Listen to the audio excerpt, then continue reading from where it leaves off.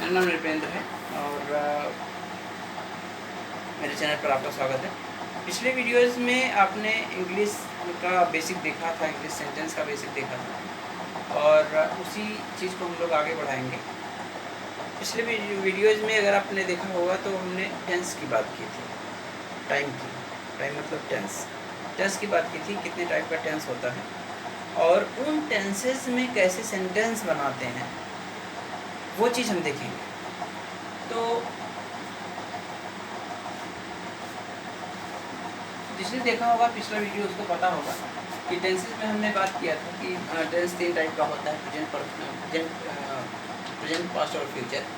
उसके भी टाइप्स हमने देखे थे और सारे टाइप्स के जो सेंटेंस बनते हैं सब अलग अलग होते हैं। हमने प्रेजेंट देखा, हमने पास्ट देखा, फिर हमने फ्यूचर देखा। प्रेजेंट में हमने 3 टाइप के देखे, इंडेफिनिट देखा, इंडेफिनिट देखा, हमने कॉन्टिन्यूअस देखा,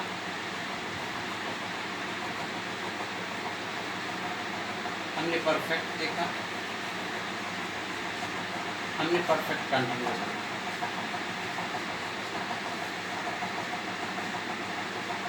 ठीक है, तो ये टेंसेस हमने देखे और ऐसे ही इन सब में ये चीज़ हमने देखे। फिर अब हम ये देखेंगे इस क्लास में कि इन सभी टेंसेस में और सभी टेंसेस की जो सब टेंसेस हैं उन सब में ये हम कैसे बनाते हैं अपना टेंस, अपना सेंटेंस कैसे बनाते हैं। और हम एक कॉमन रूल देखेंगे जो कि सभी टेंसेस पर अप्लाई। अलग अलग से हमें सारे टेंस अलग अलग से पढ़ने की ज़रूरत नहीं है। हम एक कॉमन रूल याद देखेंगे और उस कॉमन रूल में जो फिट बैठेगा, जो सेंटेंस का पार्ट होता है, जो हमने पीछे देखा, जो जहाँ फिट बैठेगा हम उसको वहाँ बैठा देंगे, हमारा सेंटेंस बन जाएगा। जैसे एग्जांपल के तौर पर हम वो स्टैंडर्ड सेंटेंस देख लेते हैं कैसे सेंटेंस बनाएंगे। आप जानते हैं कि किसी भी सेंटेंस में अगर हम अफर्मेटिव सेंटेंस की बात करें, सिंपल सेंटेंस की बात करें, तो किसी भी सेंटेंस में सबसे पहले होता है सब्जेक्ट। ठीक है, फिर उसके बाद होता है हेल्पिंग वर्ब,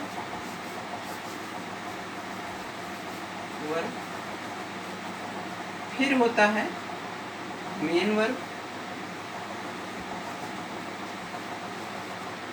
और फिर होता है ऑब्जेक्ट। ठीक है, यही सेंटेंस का एक स्टैंडर्ड फॉर्मेट है। ठीक है, अब अगर हम किसी भी टेंस की बात करते हैं तो सेंटेंस कोई भी हो, किसी भी टाइम में हम बात कर रहे हैं, हर टाइम में काम करने वाला कोई ना कोई जरूर होगा। मतलब ये सब्जेक्ट हर टेंस में कॉमन होगा, तो आपको सब्जेक्ट चेंज करने की कहीं कोई ज़रूरत नहीं है। ठीक है, फिर हमारे पास आता है helping verb. Helping verb Hindi में भी अगर हम बात करते हैं तो अगर हम प्रेजेंट में बात कर रहे हैं तो है लगाएंगे, पास्ट में बात करेंगे तो था लगाएंगे, फ्यूचर में बात करेंगे तो गे लगाएंगे। मैं जा रहा हूँ, मैं जा रहा था, मैं जाऊँगा, उस टाइप से। तो हेल्पिंग वर्ब हमारा चेंज होगा, हेल्पिंग वर्ब हमारा चेंज होगा टेंस के अनुसार। आज बात आती है मेन वर्ब की। मेन वर्ब हमारा सेम रहता है, क्योंकि आपको पढ़ना है तो आप पढ़ना है तो चाहे आप फ्यूचर में हो, चाहे पास्ट में हो, चाहे प्रेजेंट में हो, पढ़ना तो पढ़ना ही रहेगा। ठीक है, तो मेन वर्ब अभी आपका चेंज नहीं होने जा रहा है। और ऑब्जेक्ट जैसे सब्जेक्ट है वैसे ऑब्जेक्ट, क्योंकि जो सब्जेक्ट जो है जो काम करेगा किसी के ऊपर करेगा, और वो जो किसी के ऊपर है वो भी टेंस पर डिपेंड नहीं करता है, इसलिए ऑब्जेक्ट भी आपका चेंज होने नहीं जा रहा। तो मतलब क्या हुआ कि आप अगर सेंटेंस बनाने जा रहे हैं तो सेंटेंस बनाते टाइम आपको केवल एक चीज़ पर फोकस करना होगा, हेल्पिंग वर्ब पर। ठीक है, और कहीं कहीं आपको चेंज करना मतलब ध्यान देना होगा आपके मेन वर्ब पर, क्योंकि मेन वर्ब जो होता है वो भी 3 फॉर्म में आता है, 3 क्या 4 फॉर्म में आता है। जैसे एग्जाम्पल के तौर पर गो, ठीक है, फिर वेंट, फिर गॉन, GON, गॉन, और इसके साथ एक चीज और आता है गोइंग, ठीक है। तो ये चार रूपों में मेन वर्ब आपका दिखाई पड़ता है। तो किस टेंस में लग रहा है वो टेंस के अनुसार ये बदलते जाएंगे, और बाकी आपका हेल्पिंग वर्ब बदलता जाएगा। बाकी आपका सब्जेक्ट और ऑब्जेक्ट सब में सेम रहेगा। देखने वाली बात क्या है कि हम किस में किसको लगाएं, किस में किस हेल्पिंग वर्ब को लगाना है, वो चीज़ हम केवल देख लेंगे, ठीक है। बाकी आपका सेंटेंस का मेन फॉर्मेट सेम रहेगा। हेल्पिंग वर्ब की बात कर लेते हैं, किस सेंटेंस में कौन सा हेल्पिंग वर्ब होगा। हेल्पिंग वर्ब की बात पहले कर लेते हैं। हेल्पिंग वर्ब, ठीक है। अगर आप इंडेफिनिट टेंस की बात करते हैं, प्रेजेंट इंडेफिनिट टेंस की बात करते हैं, इंडेफिनिट की बात करते हैं, तो इसमें अगर आप अफर्मेटिव सेंटेंस है, अफर्मेटिव सेंटेंस में, अफर्मेटिव में नो हेल्पिंग वर्ब, इसमें कोई हेल्पिंग वर्ब नहीं होता है। अगर आपका इसका निगेटिव सेंटेंस आता है, निगेटिव सेंटेंस आता है, तो निगेटिव सेंटेंस में डू या डज हेल्पिंग वर्ब आता है।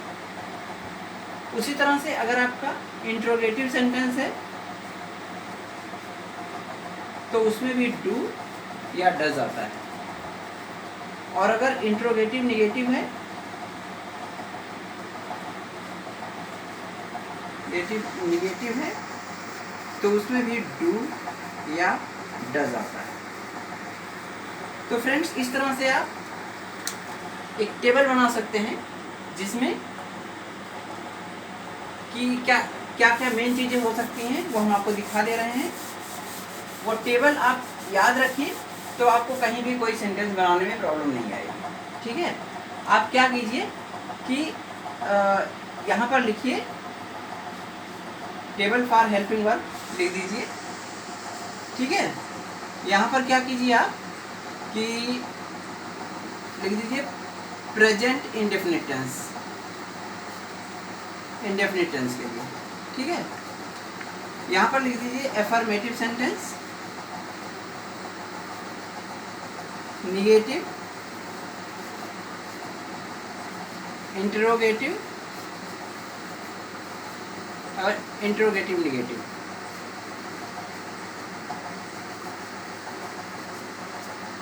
चार कॉलम में बांट दीजिए, क्योंकि यही 4 सेंटेंस सब में होते हैं, टेंस चाहे जो, ठीक है। अब क्या कीजिए आप कि या प्रेजेंट टेंस को आप इसके सामने भी लिख सकते हैं, इसमें कौन सा हेल्पिंग वर्ब लगेगा वो यहाँ लिख दीजिए। जैसे प्रेजेंट इंडेफिनिट में नो हेल्पिंग वर्ब है, ठीक है, निगेटिव में डू या डज है, उसी तरह से इसमें भी सेम है। फिर इसी तरह से आप प्रेजेंट कॉन्टिन्यूअस की बात कर सकते हैं, सामने प्रेजेंट कॉन्टिन्यूअस लिख दीजिए, कॉन्टिन्यूअस। उसके बाद फिर अफर्मेटिव में, अफर्मेटिव में क्या लगेगा आपका लगेगा इज, आर, एम, इसमें भी सेम, इसमें भी सेम, इसमें भी सेम। फिर आप परफेक्ट की बात कर लीजिए, परफेक्ट के अफर्मेटिव में आएगा आपका हैज, हैज या हैव, इसमें भी सेम, इसमें भी सेम, इसमें भी सेम, ठीक है। तो अगर आपको ये हेल्पिंग वर्ब्स याद हैं तो सेंटेंस आपका 90% सही हो, ठीक है। इसी तरह से आप पास्ट की बात कर लीजिए, पास्ट में क्या क्या सेंटेंस लगेगा,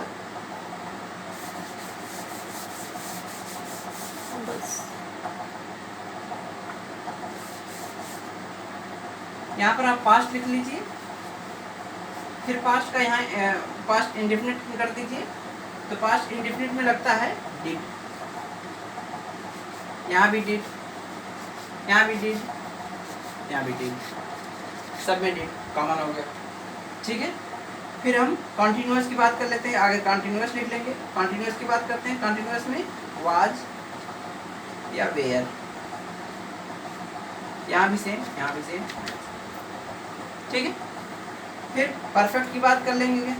परफेक्ट की बात करेंगे, परफेक्ट की बात करेंगे तो यहाँ पर आ जाएगा हैड, यहाँ भी हैड, सब में हैड। ठीक है, और परफेक्ट कंटिन्यूअस की बात करेंगे, यहाँ पर हैड बीन, हैड बीन, सब में हैड। ठीक है, इसी तरह से हम फ्यूचर के बारे में लिख लेंगे। अगर आपको ये टेबल पता है तो आपका 90% सेंटेंस, जैसा मैं हमने पहले कहा, वो सही हो जाएगा। दूसरी क्या चीज़ ध्यान देने वाली चीज़ है, बात आती है मेन वर्ब। मेन वर्ब के लिए एक टेबल बना लीजिए। मेन वर्ब के लिए टेबल क्या बना लीजिए कि प्रेजेंट इंडेफिनिट में,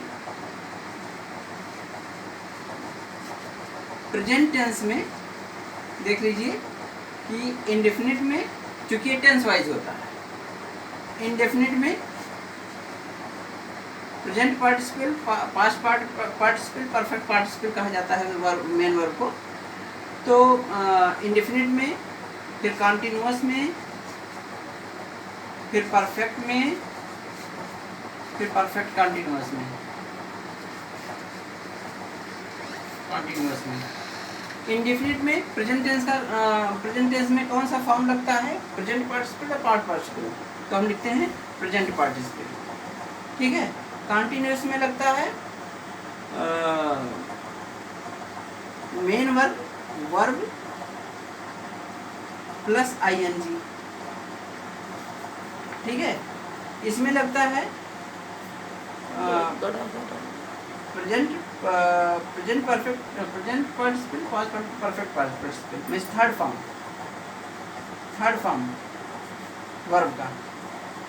वर्ब का थर्ड फॉर्म लगता है इसमें। और इसमें फिर यही सेम चीज, verb plus ING, helping verb been के साथ आप लगा देंगे। ठीक है, इसी तरह से पास्ट टेंस में हम देख लेंगे चारों सेंटेंस में क्या क्या लगता है। चारों टेंस में जैसे पास्ट में क्या करेंगे कि प्रेजेंट पार्टिसिपल ही लगता है फर्स्ट फॉर्म। ठीक है, कंटिन्यूअस में वर्ब प्लस आईएनजी, इसमें भी थर्ड फॉर्म इसमें भी लगता है, और यहाँ लगता है वर्ब के साथ आईएनजी। ठीक है, इस तरह से आप फ्यूचर का भी एक टेबल बना सकते हैं। और अगर ये दोनों टेबल आपको अच्छी से समझ में आ जाती हैं तो फिर आपको सेंटेंस बनाने में कोई दिक्कत नहीं होगी। फ्रेंड्स, हम यहाँ आपको पूरा सेंटेंस बनाने की बात नहीं कर रहे हैं, हमने यहाँ आपको एक बस खाका बता दिया है, फॉर्मेट बता दिया है। अगर वो फॉर्मेट बना के आप प्रैक्टिस करते हैं तो आपको सेंटेंस बनाने में कोई प्रॉब्लम नहीं आएगी। ठीक है फ्रेंड्स, और कोई प्रॉब्लम आती है, कहीं कोई डाउट लगता है आपको, तो आप कमेंट बॉक्स में कमेंट करके बता सकते हैं। और जैसे हमने आपको पहले ही कहा कि कोई किसी को पढ़ा नहीं सकता। ठीक है, तो आप लोग मेहनत कीजिए, हम आपको इनपुट दे सकते हैं, आप उस इनपुट पर मेहनत कीजिए, और जो भी प्रॉब्लम होगी हम आपको बताएंगे। और सेशन अच्छा लगे तो लाइक शेयर और सब्सक्राइब जरूर कीजिए। Okay friends.